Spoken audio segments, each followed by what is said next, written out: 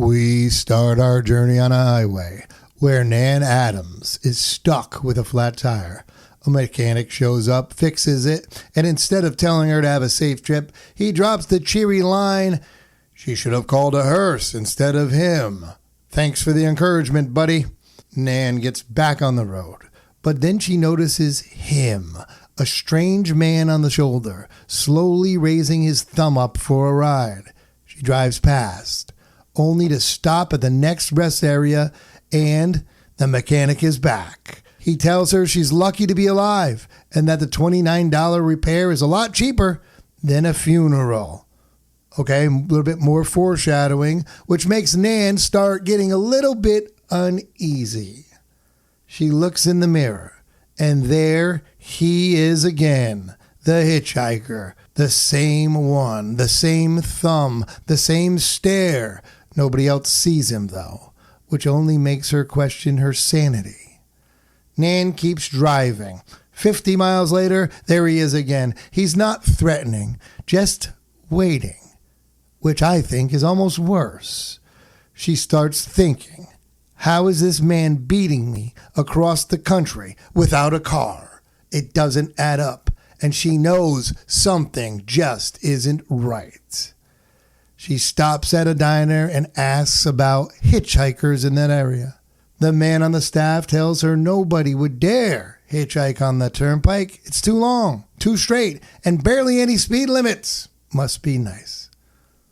Then Nan denies seeing anyone, but she's clearly rattled. Back on the road, she hits construction. Of course she does. And sure enough, the hitchhiker is there again. She bolts through the traffic and soon comes to a railroad crossing. Her car stalls as he sees the hitchhiker again in front of her. The train barrels towards her. She struggles, panicking, until finally the car turns over and backs up at the last second possible. And when she looks back, the hitchhiker has disappeared. Now Nan is convinced that this hitchhiker wants to kill her. She takes side roads at night, trying to lose him, almost out of gas, in total fear. She abandons her car and runs to the gas station. The owner, already in his pajamas, wants nothing to do with her. He thinks she's nuts, and he shuts her out. That's when Nan meets a Navy man, heading back to San Diego. Finally, she has some company.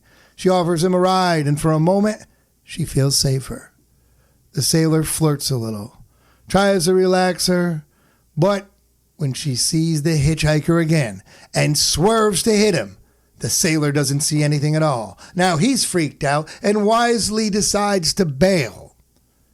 Nan drives off alone, shaken, and stops at a payphone to call her mother. But when the caretaker answers and says her mother has had a breakdown, when Nan insists that she is her daughter, the caretaker says that's impossible. Nan was killed 6 days ago in a car accident in Pennsylvania. The truth has landed. Nan realizes she's already dead. The hitchhiker probably wasn't chasing her at all. Maybe he was waiting for her. Who knows? So she lowers her visor, and there he is, sitting calmly in the back seat with a chilling smile, and delivers the famous line, "I believe you're going my way." And there it is. It's me, Buck Wonder, along with Doc Wagner. And that is episode 16 of the Twilight Zone. Sweet 16.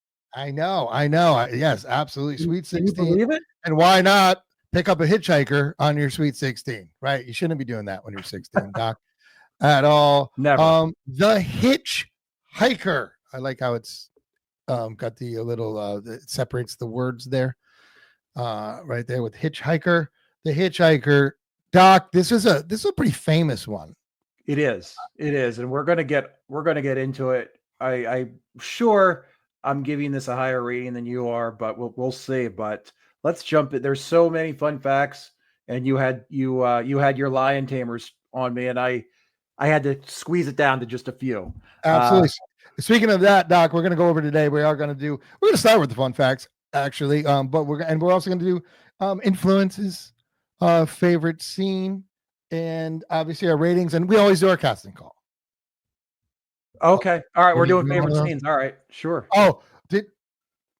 Oh, never mind. I got my favorite scene, so I'll put it in there. I got it too. Yeah. Okay. But this will be a quick one for everybody out there. Yeah. So let's start a little bit different. I know everybody loves the fun facts, especially me. Like I always say, because this is Doc Wagner where he does all the work. Let's get into it. Fun facts about this episode. Now, fun facts from Doc Wagner. Let's get into it. This was written by Louise Fletcher. Originally, it was a radio script, and it was dramatized on 3 separate occasions. Orson Welles played the lead. It was originally written for a male in the lead, and Rod Serling thought it would be more dramatized, so to speak, if it was a female. And I have to totally agree. But yeah, 100%. I mean, but Orson Welles as like on the radio with his voice would that would have been kind of interesting because there was all that inner dialogue that she had. I will bring that up a lot. That made the show for me. Absolutely. Yeah. And she got the idea simply that she was going cross country from New York to California and saw like a shabby hitchhiker, and it just, you're a writer, I'm a writer, things just pop in your head, and that's what gave her the idea.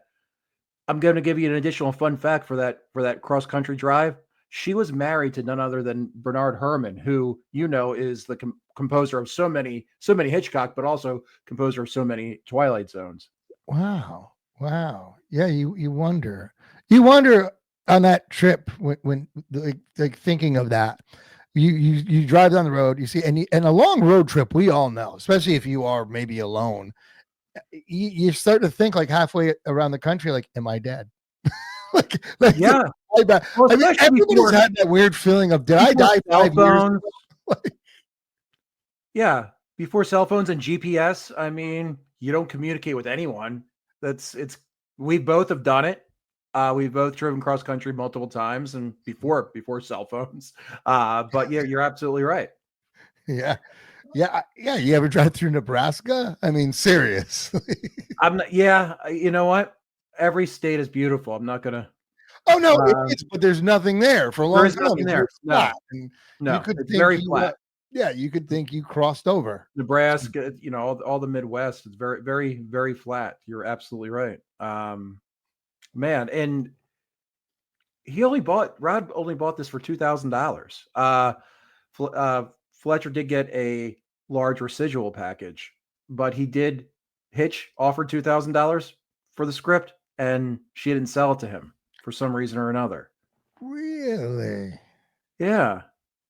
This is very Hitchcock-like. I'm going to go into that. It's very Hitchcock-like, absolutely. And Nan, of course, is a nickname for his daughter, Anne Serling, who we all know from her book and her excellent Twitter feed or X feed. But it was kind of just a little homage to his own daughter. And if that gas station looked familiar, it was the same gas station used in Walking Distance. I got to look up that road when they said they're on 80 because I was watching it with Star Wonder over there, and she was like, I think that's where we were near. I used to live on Topanga Canyon Boulevard, and right near there was one you went down to Malibu where you go to Pepperdine. I forget the name of it. Somebody out there might be able to tell me, and I'm pretty sure it's the same road. I'm pretty sure. Just mountains, you could tell. And I know they filmed a lot of stuff out there. Sure. MASH was right out there actually where they filmed that too, and especially back then, the studios and the lots and all the westerns. But a lot of it was on MGM Lot 3 was where most of it was actually filmed. But 80, interesting. Yeah, because 80 goes south. It's San Diego, and they were in San Diego. That goes into Arizona, right? So, but it definitely was Los Angeles. There's no doubt that road. I'm sure. So we are going to. Would you want to hit? You want to hit our influences? You want to go over actors? Yeah. Let's go. Why don't we go over our influences first? How about that? Let's do influences. You are the bad influences. And I've got a couple, and I'll give you a gimme. I mean, you may have gotten this one as well. Sixth Sense. I See Dead People. dreams? While you're awake? I mean, it's been done multiple, So dozens, many of times since 1960. There was actually a Creepshow 2 episode that mirrored this episode to a certain extent as well, with a dead person who was almost stalking a driver. You're seeing things, bitch. You can't live with it. Can't live with the idea that... How you doing, lady? Thanks. Thanks for the ride. So that those are my, again, we could have a whole show on influences. Those are my two. Yeah. I mean, I was kind of like that too. I you know, like even the Mulholland Drive-ish type of thing. Type of stuff.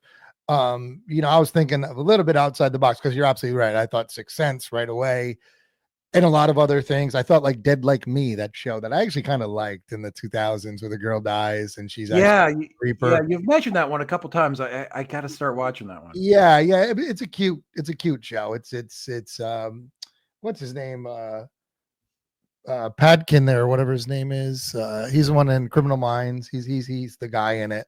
Okay. But anyway, you know, something like that. And obviously Hitchcock. Like I said, anything Hitchcock, even, I mean, I know Hitchcock was around before and this and that, but it was the music, the blonde, you know, just the ambiance of the whole thing, the inner dialogue, the not many sets, not many, you know, speaking lines, very Hitchcock. And obviously Hitchcock was around before, so but been later, even, you know, I would say this maybe vice versa, influenced by a Hitchcock. Definitely very, what do they call it? Hitchcockian? Hitchcockian. Yeah. Is that what it is? Hitchcockian? Yeah. Well, and you hit it spot on. I've been called a Hitchcock sucker before. I hate you. 我讨厌你。我讨厌你。 Jesus, got to edit that out now. Yep. But especially that inner dialogue that we discussed is very, in the blonde, similar to Psycho when Marion Crane is driving. No one's answering at the house. I called her sister, Mr. Larry, where she works, the music maker's music store, you know, and she doesn't know where Marion is any more than we do. You better run out to the house. She may be unable to answer the phone. Her sister's going. She stole the money, and she has all that inner dialogue, and that's 1960 as well. So that's like almost the exact same time frame. Let's talk about the title then. Why is it Hitch-Hiker? You don't think that's a little bit of a Hitchcock homage? In my research, I didn't see it, but it could very well be. I'm just saying, we call him Hitch. The Hitch. Interesting. Yeah, I don't know. I know. I make up same things sometimes. You do, but she wrote this about 20 years before it was filmed, so in 1940. So maybe it was not, but maybe the actual title to this. You're right. Who knows? You know what? Kooky things have happened. I like to start rumors about things. I know you do, and I'll just roll with it. Usually I squash them. I know. You're no fun. You're no fun, Doc. No fun. No, I'm not. I love you anyway. All right, let's go. All right, so that's it. So that's our symbolism. I think everybody gets that. That's or influences even. Influences. That's influence. I'm sorry, I looked at the wrong sheet. Influences. Let us delve into the realm of these performers, exploring their talents and unraveling their intricacies on this stage of shadows and light. Yeah. Well, let's talk really quickly about the two strong performances, and then we can hit the cast. Oh yeah, let's do the actors. Sorry about that. Let's go. No. Nan was played by Inger Stevens. She had a short but sweet career. Her first roles in 1950s TV, The Most Deadly Game. So I'm going to give you a quiz here, Buck. Was she in a Columbo, Murder, She Wrote,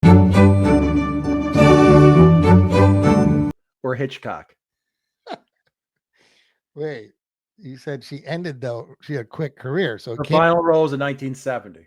Okay, so it can't be Murder, She Wrote. That's right. Out. Columbo, it can't be. So it's got to be. What was the other one? Hitchcock, right? She was in 2 Hitchcock Presents. Yeah, okay. So you gave it away. That was a gimme. That was a gimme. That was a gimme one. I wanted to say Murder, She Wrote so badly, but one of 2 stops in the zone for her, actually. She was also in seasons 2, Lateness of the Hour.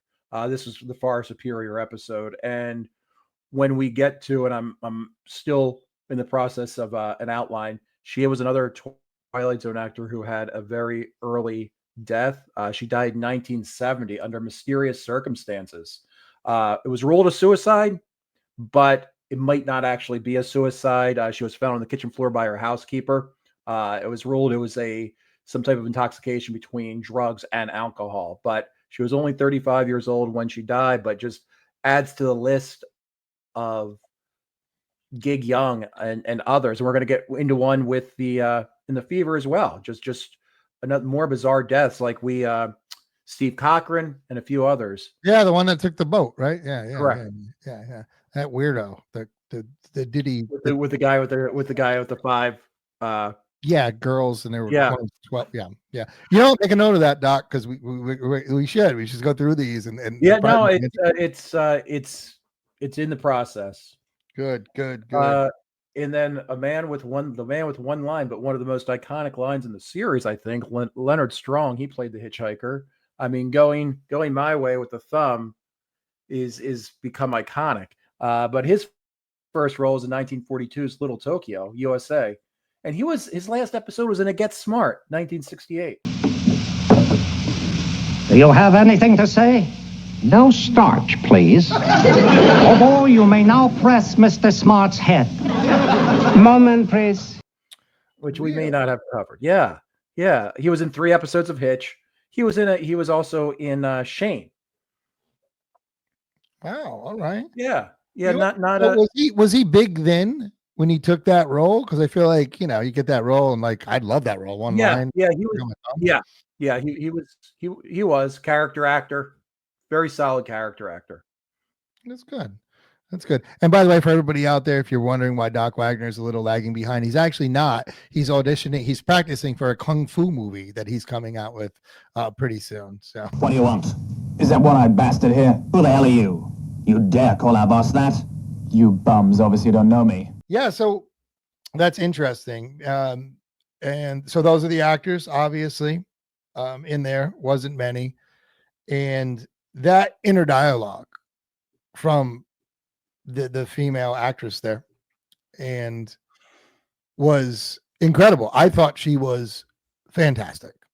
I think if you watch her inner dialogue and her face, now mind you, I don't know if they taped it, knew it already, she knew the lines, or she watched her face and did it. It's not like nowadays where she could have like it playing and they dubbed it. She told that story and her face slowly reacted to what she was saying. She was probably doing it in her own head. Very hard thing to do. And she did a wonderful job. And what a beautiful woman. Hitchcock would have loved her. She was pretty good. Because she refused to sleep with him. It is the worst thing to be the object of someone's obsession if you're not interested. It became unbearable. Pretty girl. Yeah. One of the best performances. One of the best performances in the Twilight Zone. I agree. I think so far, I mean, I'd put her up with what's her name was really good. There's been a lot of them that have been really good, but female, because it's female lead. We haven't seen the female lead, the 16 millimeter Shrine, right? Sure. He's great, obviously. But besides that, we really haven't had a really strong female lead. So no.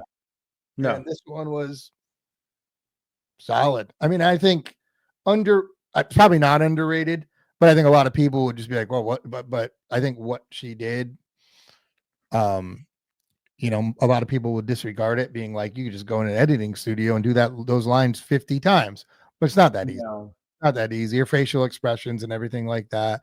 She seemed panicked, and even when she had that relief, when she said she didn't think about it anymore, like it was like all of a sudden I felt good. You saw the change on her face, and those are the subtleties that's why we think actors are really good and we don't know why. Yeah. And she, I was going to talk about this in my ratings, but you were kind of touching on it. Made me feel claustrophobic the whole episode. Mm-hmm. Little panicky. Yeah.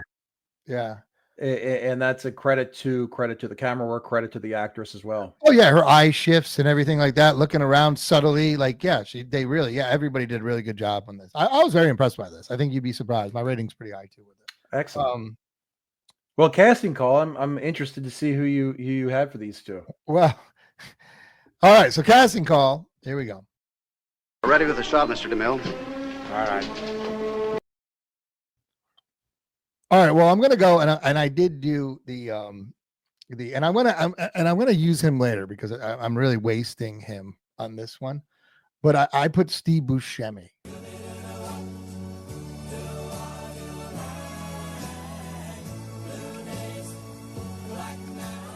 as the hitchhiker. I think the face, just the look, just the like, hey, you going somewhere? You know, like I don't know, just something about him, like.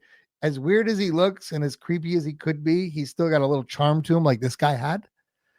Because it's really about the look, right? And it's just about the smile, really. And he tells a thing. And Buscemi can say so much. I mean, he only had one line. But Buscemi can say so much without saying anything. Exactly.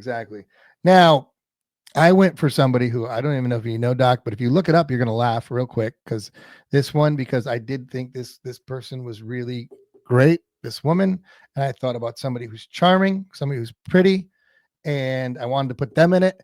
And of course, I put somebody in who looks like somebody that you might know, Doc. And if you want to look it up, if you don't know her, and that's Gemma Mays. Okay. Go ahead and look up Gemma Mays real quick, Doc, and tell me, does she resemble somebody that you might know? She does look like someone. I'm not exactly sure. Sarah.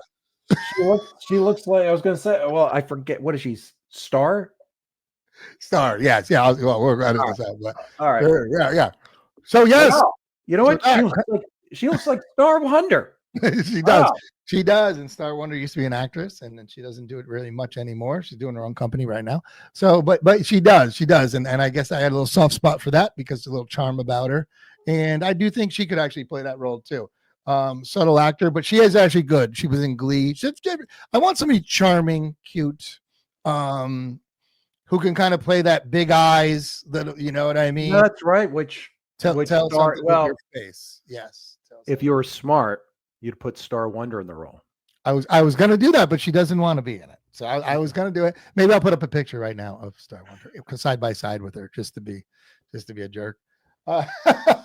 But I did do that. But I do like her. She's very charming when she's in anything, and that's what I wanted. I didn't want to go. I mean, this would be. I thought about, and I would use like Charlize Theron. Kind of looks like her. Sure. Things like that. Little too old, I think. But right a little now. old and a little cold. And just a little too style. I wanted somebody who had a little deer in the headlights. Little cutesier. Yeah. Yeah.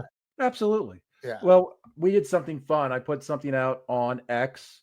I asked the zoners, hey, you all like our casting call? Who would you pick? So we had a few folks respond. Great. Breck Bannon, who is a zoner, follows us, and we follow him. For Nan, he put Haley Steinfeld. She's was in Sinners, True Grit. I was not exactly sure who she was, but I know she in True Grit she was like a younger person. Looked her up. She does resemble Nan, and I. Oh yeah. I'm looking at her now. I knew who she was, but boy, that's a good call. That's exactly what I was kind of going for too. Like yeah.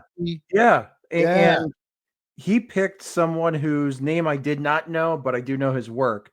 Julian Richings. He was in The Witch, Wrong Turn, and A Christmas Horror Story, amongst other. Plays a good bad guy, I guess. Has that look, and if you look him up, he does put a fedora on him. He can play that role. Has that, he can say so much without saying anything. Oh yeah, I know him. Sure. Yeah. Again, he's one of those guys. It's like, oh, I know him, but I don't know his name. Now I know his name. So Breck Bannon, thank you. And hey, zoners, we'll put it back out there. Yeah, he's got kind of a tall, lanky kind of. Yeah. Kind of good call. Yeah, shout out to, what is it, Rick Bannon? Is that what you said? Breck Bannon. Breck. Brek. Wow, nice, cool name. Yeah, right, Breck. Thank you. Breck by Breck, my friend. Breck by Breck. Because I can keep going. Brick by brick, dollar by dollar, body by body. Something like that. Yeah, I'm here all week. All right, so yes, thank you for that. That's great. I wish I hope more people do that. It's fun to get involved with everything. Yeah, absolutely. Take some of the pressure off me because I'm coming out. I'm running out of actors that stopped acting in like 2000. That's me. It's me too. Yeah, I know. I need some help. I gave up watching TV and movies about 6 years ago. Doc gave it up in 1983. He stopped there. So that's all right. So let's go on to. I did say I don't know if you have your favorite scene. I did one apparently. Wasn't supposed to, but I did one. So bonus for you, everybody. I'm gonna do a quick favorite scene. So favorite scene. He compiled all the best boner scenes, I guess. All right, I'm going with the train monologue in her head. And first of all, everybody out there is sitting there going, just get out of the car. Just get out of the car. But the monologue in her head, and maybe that's why. Maybe, she's not really even alive. And maybe that was representing death. But the inner monologue in her head when she did that and the realization of like what's going on, I really like that. And a little bit of, and they did still build up. I mean, I was pretty sure she wasn't going to get hit by the train, but it still built up a nice thing there. So that was my favorite scene, even though obviously the ending scene, you can say that about every one of them. Usually. Sure. But I did like that scene a lot. I like the train. Wow. I went a little Buck Wonder on my favorite scene. And I've got a question for you once I describe it. When she picked up the sailor and he has to take his shoes off because his feet felt like 2 hot bricks, which was just so damn funny, I thought, and so unnecessary at the same time. But who do you think he was? If she's dead, now that we know that she I thought that too. And like even when she went to the gas station, like did the guy never answer the door? But I know he did. He opened up the window or whatever and yelled at her. I don't know. Was he was in the armed services? Was he dead as well? And getting a ride to heaven or hell or whatever. That's a possibility. Yeah, and he was lost as well. Like he was roaming around. I mean, that's why I thought him being, because she was in San Diego, so that makes sense. Right. Going to a base. Yep. Because the naval base is there. That's a good question. I wonder. Comments below. Yeah. Where did that come from? Was he real? Was it in her head? And you could tell he felt sorry for her too. Like sorry. He did by the end of it. At first, I thought he was like a creeper sitting really close to her. I was but weird. she basically is like, "Hey, like, I'm here. You can do whatever." And he's like, "I'm good, lady." Yeah. Well, she did come off a little bit, creepy. Yeah. Yeah. Yeah. Creeper. Oh man. Yeah. So that was good too. Yeah. Comments below if you can. What was that guy? And what do you guys think? Because that is true. And even the guy who answered the thing, maybe that's somebody else. Like she only interacted with two people. No. Correct? Yep. And when she called on the phone. Well, the phone, but interesting. Oh, all right. Those are our favorite scenes. There they are. So we're going right to ratings. Doc, let's do it. All right. Well, who are you to judge me? This was excellent acting performances by both actors. I think that Leonard Strong, the Hitchhiker, said so many things without saying anything. And I'm going to harken back to a young Doc when I would watch this as a kid. This episode scared the hell out of me when I was a kid. It really did. He really petrified me. And this is so I've been watching it for like 45 years. He actually watched it when it first came out. But it felt claustrophobic. It felt like a nightmare. And in her mind, the dialogue was fantastic. I'm giving this a 9. I'm giving this a straight out 9. just it's so damn good. It really is. So much, again, to what, not to hammer what you were saying, but there was so much said in the inner dialogue, and she played it so well. She played it so well. There wasn't in a lot of Twilight Zone episodes and episodes in general, like there's throwaway scenes, there's throwaway lines. I think in this episode there was nothing to throw away. I'm glad you said that, because I'm going to go to my rating right now, and that's something I was going to say. And I'm going to give this a solid 8.5 because of just pretty much what you just said. There's nothing to throw away. There's nothing I can complain about here. And the way they tied it up in a bow, as simple as it was, and just presented it to you, was perfect. And you can screw that up. You can screw that up without having a great final line, final scene to just leave you like, oh, okay. And they did that. Right. The only reason I wouldn't give it like a 9 or a 10, honestly, is because I have to say, it's not, my 9 or 10s, I think, are a little more, oddly enough, memorable. And I say that with all due respect to this, because you're right. I think this acting performance, somebody could argue it's the best one we've seen so far. And I'm sure very underrated, because we want to say all these other people. And maybe that brought it down a little bit. But I think everything was so solid. The direction, the music. And maybe it's that little thing to Hitchcock that I have, that it really was very Hitchcockian. And I don't say Hitchcocky. That sounds like poop. But so a solid 8.5, and mind you, like, once again, regrouping on this, I mean, this might be a top 10 for me ever of all time. I mean, it really seems it seems so simple. I feel weird giving it an 8.5. That's but I think that's beautiful. I think it's beautiful. It is. And I just harken back to, it was one of the first of the I See Dead people.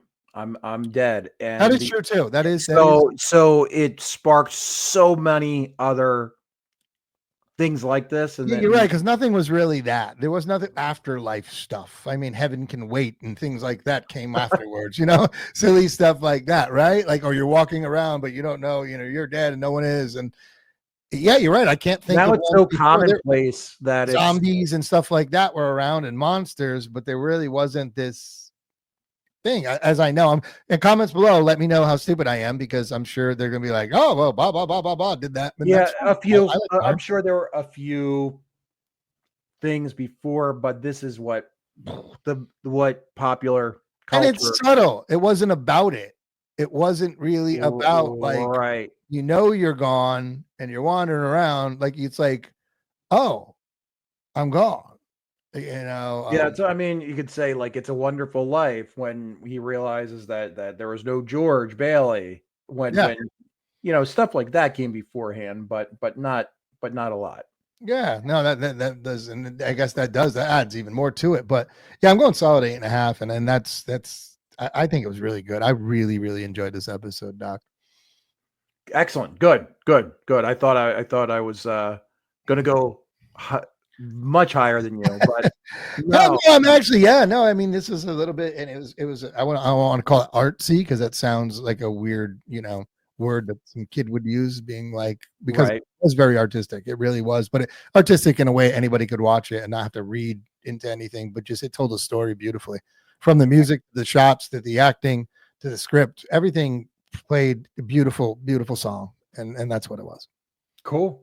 Yeah, and that's 16. So we're gonna hit 17, and we've got a couple fun things coming up as well. I'm putting pen to paper, writing some things down, and we're just having fun with this. Please, everybody, if you haven't, I hate saying it, if you can hit the like button and subscribe button, because believe it or not, it does help.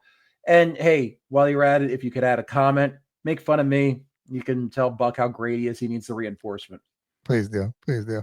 I mean, I'm sick of writing my own comments how great I am. Worst part is I argue with myself, which is really odd. But well, you have voices in your head, so it's not really yourself. This is true. All right. Well, for me, Buck Wonder, and Doc Wagner, and Triple Clowns, we'll see you later, everybody. Give me the ball, Augie. Give me the ball. Bad dog.